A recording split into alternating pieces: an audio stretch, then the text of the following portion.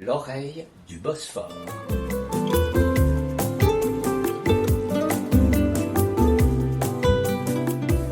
Bonjour, nous sommes toujours à Istanbul et je reçois Sevim Gökyildiz, notre journaliste culinaire, autrice, et notamment autrice d'un ouvrage publié à la Chambre de commerce qui a obtenu le prix du jury du concours gourmand, qui est un grand prix international, est un ouvrage consacré à la cuisine des petits restaurants populaires qui servent une cuisine comme à la maison.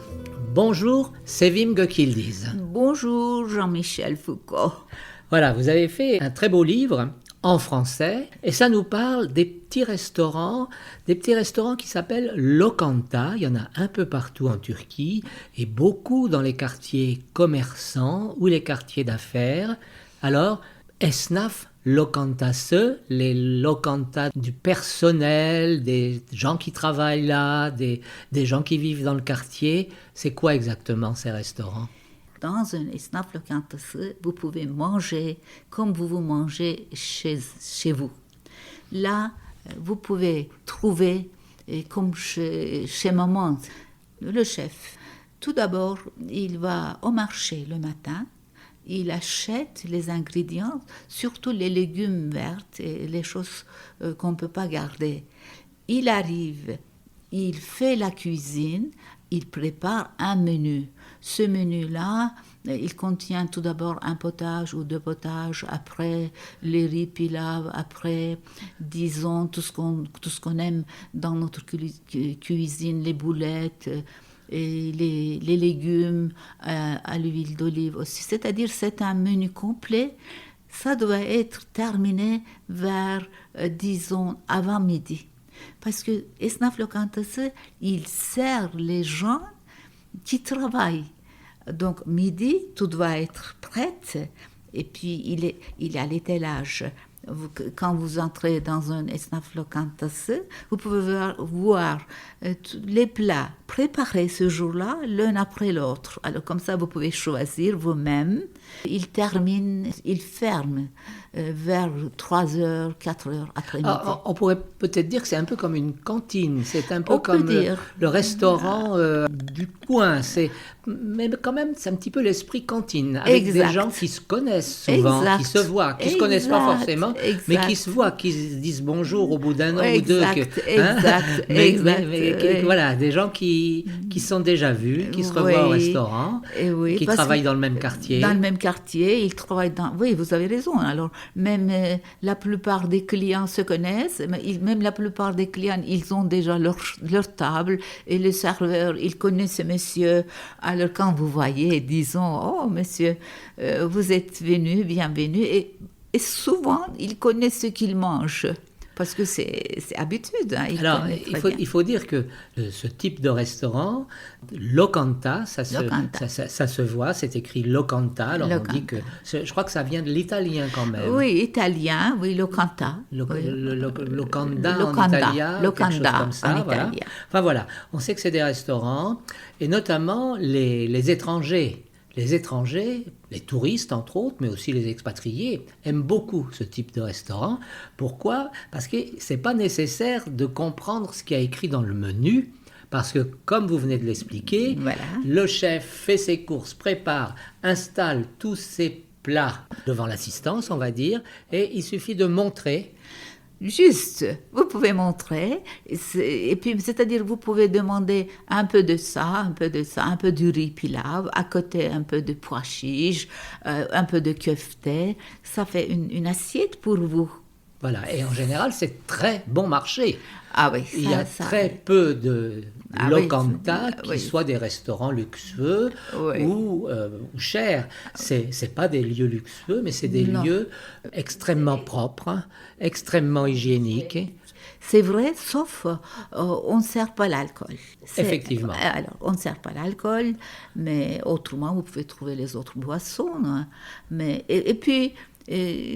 honnêtement, si vous voulez manger vraiment comme dans une maison turque, vous pouvez aller esnaf lokantası. Alors, on peut dire que si on ne sert pas d'alcool, c'est parce que c'est des restaurants qui n'ouvrent souvent que le midi, qui ne sont pas ouverts le soir et qui n'ont pas pris la licence d'alcool. Non, ils n'ont pas. Et qu'aussi les Turcs, que ce soit des gens qui ont l'habitude de boire de l'alcool ou de ne pas en boire, n'en boivent pas forcément le midi, dans la mesure où il y a une boisson très populaire et très connue le midi pour manger, qui s'appelle Ayran. l'ayran.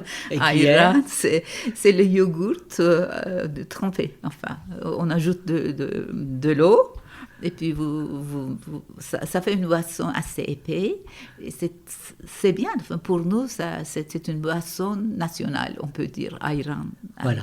Donc, on pourrait dire qu'il y a deux boissons nationales, le ayran à midi et le raké le soir, pour ceux qui boivent du raké. Ah oui, voilà. Bien sûr. Alors, c'est très sympa, Selokanta. C'est des endroits conviviaux. Je suis content que vous ayez fait tout ce bouquin, ce très beau livre. Je ne sais pas si on peut encore le trouver dans le commerce.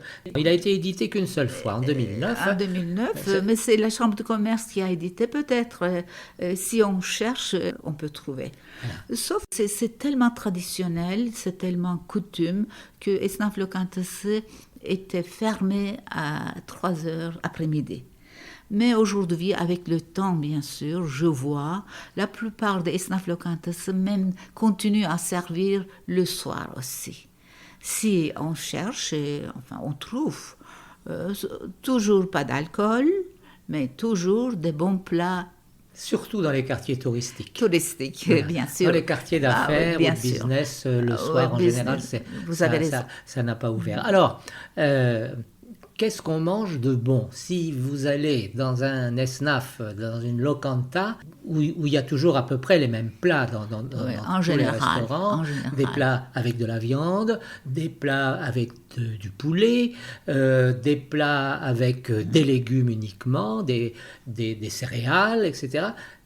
Qu'est-ce qui veut vous attirer? Vous aimez manger quoi Ça va être un peu personnel, alors non, parce qu'il y a tas de choses. Moi, quand je vais au Esnaf Lokanta, tout d'abord, j'aime beaucoup le potage. Et puis, après, j'aime beaucoup manger un farci, le gros poivron, le poivron vert. C'est farci avec la viande hachée et le riz, ça fait biber dolması.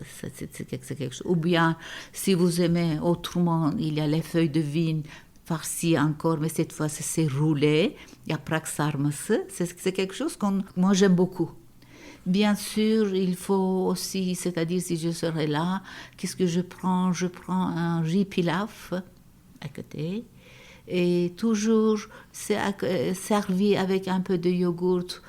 Si c'est pas ayran, on met du concombre dedans, ça, on dit cacık, ça c'est toujours yogourt, tremper de l'eau et... on a beaucoup de plats de yogourt avec du concombre, avec des herbes, avec de la menthe. Le yaourt est utilisé dans beaucoup de...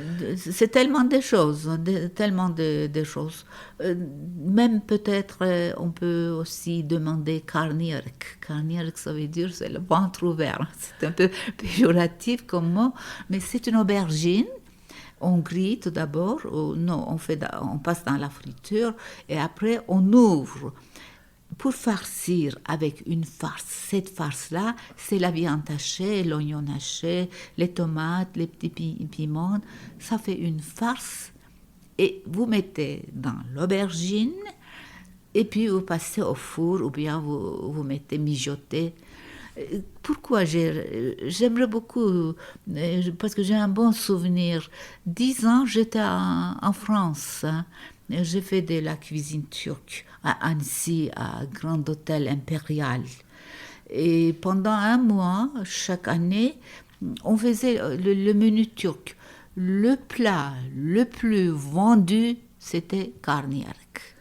Ce qui ressemble un petit peu à la moussaka, non? Oui, bien sûr, parce que moussaka, il y a les ingrédients principaux.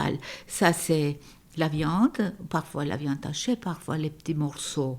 Et puis l'aubergine, les tomates et l'oignon. C'est la même chose. Hein? Les ingrédients, c'est la même chose. Peut-être la façon de préparation, c'est un peu différente. Ah, il y a aussi, il ne faut pas oublier, étalage. Quand vous entrez dans un lokanta, Esnaf lokanta, vous avancez et vous allez voir les potages, après les plats chauds et après les plats froids. Ce sont les plats à l'huile d'olive. Comme ça, vous avez la possibilité de voir complet. Tout est là, l'un après l'autre, tout est là. Et alors, on pourrait dire quelque chose qui va étonner certainement nos auditeurs, Ouais. surtout pour tous ceux qui ont écouté nos émissions précédentes, notamment sur le kebab et sur la viande, etc. On trouve dans ces lokantas le plat national turc. Vous avez une idée de ce que je peux penser, ce qui pourrait être le plat national turc? Le plat national turc, alors je vais vous dire, c'est cassoulet pour nous. Ah. C'est cassoulet en France, mais cassoulet, disons, kuru fasulye. Voilà, Ah, ce pour sont nous, les c'est haricots secs. national, Voilà, haricots oui, secs, c'est le plat ça. national. Il y en a C'est dans tous vraiment les national, lokantas. Et ah ce oui, sont on des aime beaucoup. haricots blancs Ah, ça. à la tomate. Haricot blanc, c'est cuit dans une sauce. Dans la sauce, il y a tomate, parfois sauce tomate, ou bien tomate pelée, et les oignons, bien sûr coupés, et puis parfois on ajoute des petites piments verts ou piments, plusieurs sortes de piments, paprika, des choses comme ça. Et voilà. Le système de préparation des plats turcs, c'est différent.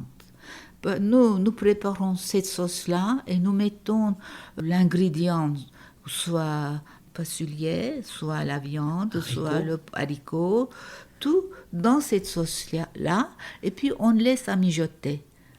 Pendant que mijote tout ce temps-là, ça dure longtemps bien sûr, l'ingrédient principal absorbe toute la goûter, tout l'arôme de cette sauce-là.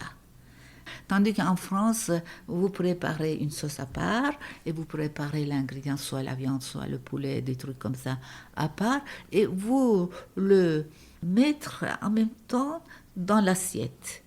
Voilà, c'est la différence de cuisine. Donc voilà, les haricots blancs en sauce, c'est ce que mangeraient pratiquement tous les jours tous les Turcs, s'ils le pouvaient. C'est vrai, c'est vraiment national, Ouais. c'est vrai.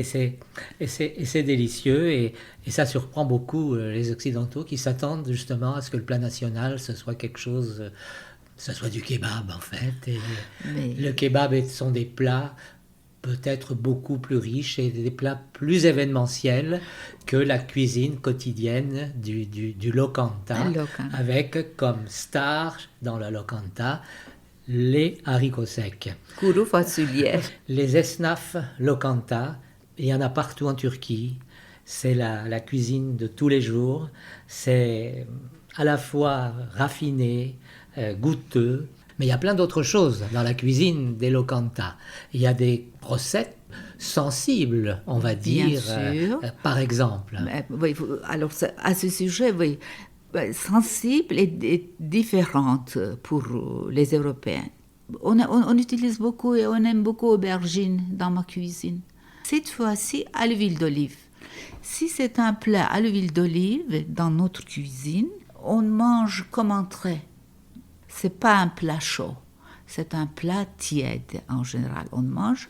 Et cette fois-ci, c'est un peu comique. Alors, si vous voulez dire, ça s'appelle imam bayıldı. Alors, ça veut dire en turc, pour traduire en français, imam évanoui. L'imam s'est évanoui. C'est évanoui. Je dirais non, l'imam s'en est évanoui. Pourquoi? Parce on a beaucoup de rumeurs, bien sûr, et des histoires. On dit parce qu'il a été très content, qu'il aimait beaucoup. Et cette fois-ci, pour Imam Bayıldı, c'est toujours l'aubergine on utilise.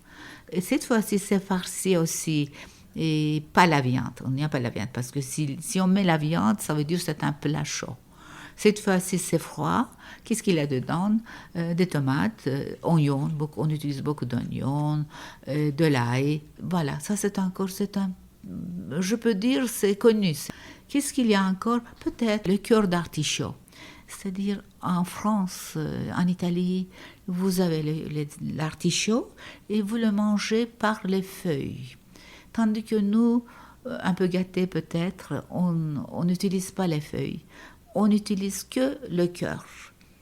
On épluche bien et c'est le cœur d'artichaut cuit avec de l'oignon, toujours du citron, il faut ajouter parce que ça noircit, et un peu de sucre, et puis les petits pois, les petits morceaux de carottes, de tout ça. C'est vraiment un plat, on aime beaucoup. Même nous les Turcs, nous aimons beaucoup. Ça, vous pouvez trouver à Locanta. Aujourd'hui, bien sûr, ça, dans les chics, les restos aussi, on fait. Mais dans un Locanta, vous pouvez trouver bonnes recettes originales. Alors, on peut appeler d'ailleurs cette recette d'artichaut des artichauts à l'ottomane. Oui, à l'ottomane. Ah oui, c'est vrai. Alors, parce que tous ces plats-là, dans tout ce qui est national, ça vient de l'ottomane. Bien sûr, on a peut-être un petit peu oublié, dans ces locanta aussi, il y a des beureks. Dans notre cuisine, il y a beaucoup de sortes de beureks, des briques. Parfois des briques achetées tout fait, et vous mettez la farce vous-même, ou les briques qu'on prépare avec la pâte. Plusieurs sortes. Beurek, c'est aussi incontournable, je peux dire, pour notre cuisine. C'est-à-dire, il y a soubörek. Soubörek, c'est une sorte de lasagne. C'est une sorte de lasagne où on ne va pas trouver la sauce tomate, mais plutôt on va trouver du fromage. Oui, cette fois-ci, on n'a pas de sauce tomate. Nous, comme farce ou bien par couche, entre les couches, nous mettons fromage blanc avec du persil. Et donc, ou parfois la viande hachée aussi. Il y a deux sortes. Voilà, oui, les beureks, c'est effectivement une grande tradition, une grande partie de la cuisine turque qui se trouve effectivement dans les lokantas. On en trouve dans les lokantas, mais on en trouve particulièrement dans des restaurants spécialisés dans le beurek et qui font des tas de beurek. Des tas de beurek donc avec de la pâte, mais aussi avec de la farine, c'est aussi des beignets, c'est aussi...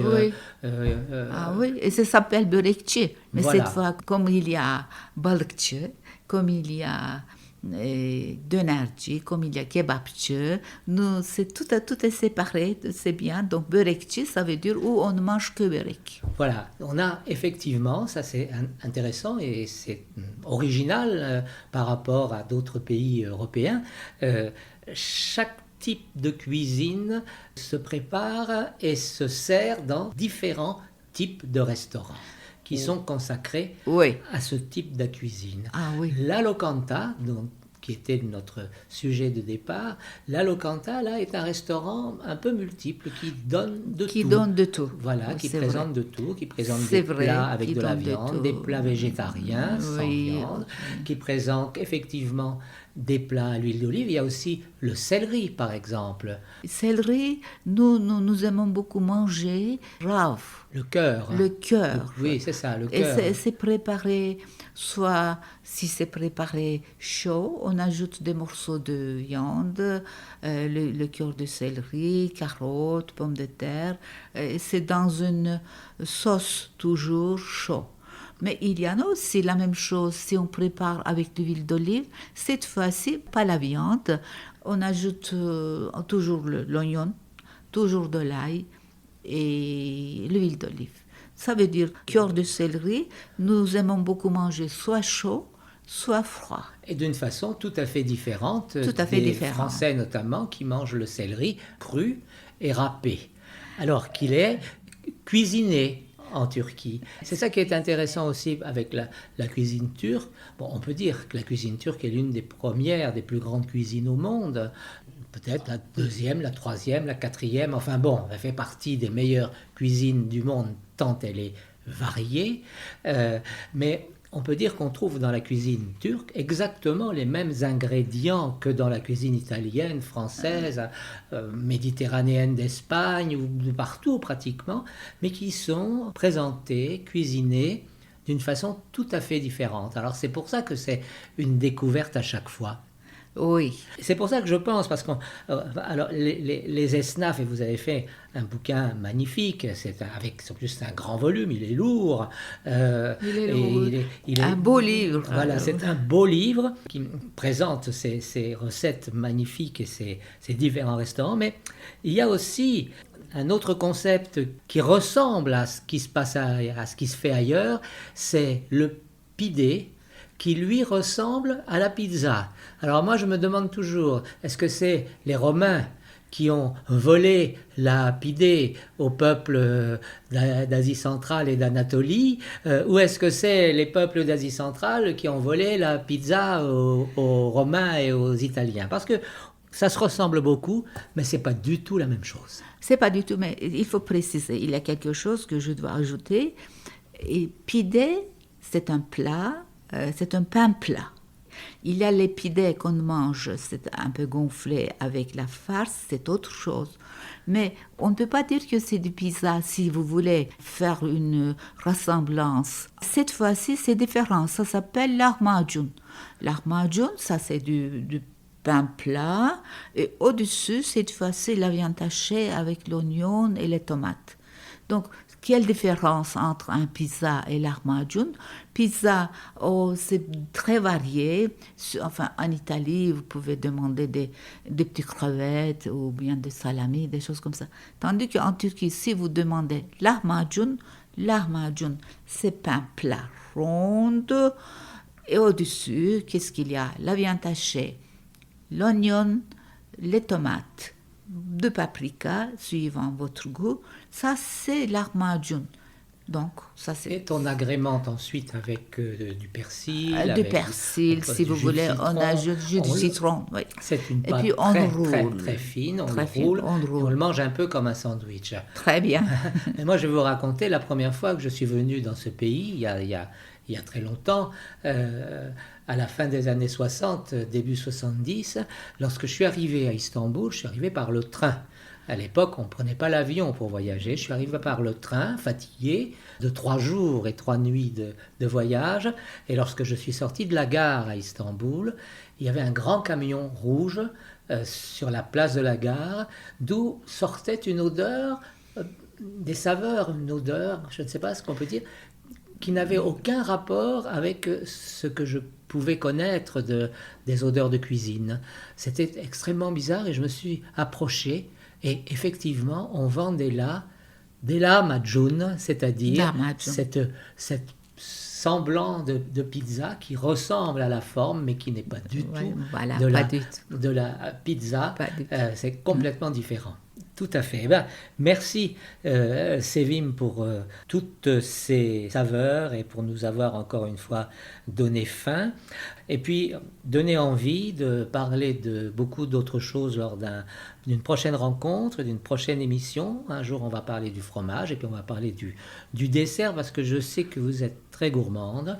Et je voudrais juste rappeler qu'en plus de ce Esnaf Lokantaslare, ce livre sur les petits restaurants dont on vient de parler, avec lequel vous avez eu le prix spécial du jury du concours gourmand. Vous avez également publié 40 ans d'histoire des saveurs d'Istanbul, qui sont vraiment une présentation de la cuisine d'Istanbul. Et puis vous avez publié aux éditions Olac en 2015 quelque chose qui s'appelle Les Tables des artistes, et c'est publié en turc. Et là, ça concerne les plats préférés des grands artistes français, de Toulouse-Lautrec à Balzac, de Colette à Alexandre Dumas, et d'autres, et d'autres, et d'autres. Et merci pour tout ça. Et puis je précise aussi que en tant que journaliste, vous chroniquez une fois par mois, je crois, dans le Petit Journal, qui est un journal international lu par les expatriés dans le monde entier, et vous chroniquez dans la page d'Istanbul. Merci Sevim Gökyliz, bonne journée et à bientôt. Merci, à bientôt.